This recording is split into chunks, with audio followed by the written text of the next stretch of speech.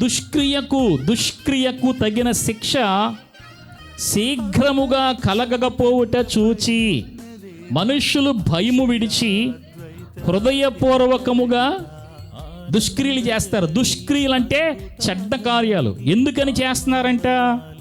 ఆ చెడ్డ కార్యాలకు తగినటువంటి శిక్ష ఎలా రావట్లేదంటే అండి, శీఘ్రముగా రావట్లేదంట. ఎందుకు రావట్లేదంటారు చెప్పండి ఎవరైనా? ఏమంటే దుష్టక్రియలు చేసేటప్పుడు దుష్క్రియలకు తగిన శిక్ష శీఘ్రంగా ఎందుకు రావట్లేదు? దేవుడు దీర్ఘశాంతపరుడు అంటే నీకు ఇంకా దేవుడు టైం ఇస్తున్నాడని అర్థం. దేవుని యొక్క అనుగ్రహ ఐశ్వర్యము అనే మాట ఉంది. దేవుని దగ్గర ఏముందంటే అండి, అనుగ్రహం అనే ఐశ్వర్యం. అంటే నువ్వెంత చేసినా ఆయన ఓర్చుకుంటాడు. హల్లెలూయా. నీకు మరలా ఏమిస్తున్నాడు అనమాట అండి, సమయాన్ని ఇస్తున్నాడు.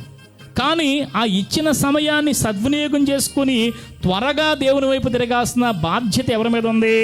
మన మీద ఉంది. కానీ ఈ రోజున ఏం జరుగుతుందంటే వెంటనే మనకి ఏ శిక్ష రావట్లేదు కాబట్టి మనం ఏం చేసినా పర్వాలేదు. ఇప్పుడో వచ్చే శిక్ష గురించి ఇప్పటి నుంచి ఎందుకంటే నేను కంగారు పడ్డాం, ఇప్పటి నుంచి నేను ఎందుకు బాధపడ్డాం అనేటటువంటి ఒక అనాలోచన మనుషులు ఎక్కువైపోయింది. కానీ ఒకవేళ ఈ లోకంలో అసలు శిక్షే రాకపోవచ్చు దుష్క్రియలకి, కానీ శిక్ష ఉందంటారా లేదంటారా? ఏ శిక్ష ఉందండి? నరక శిక్ష ఉంది. అగ్ని ఆరదు, పురుగు చావదు.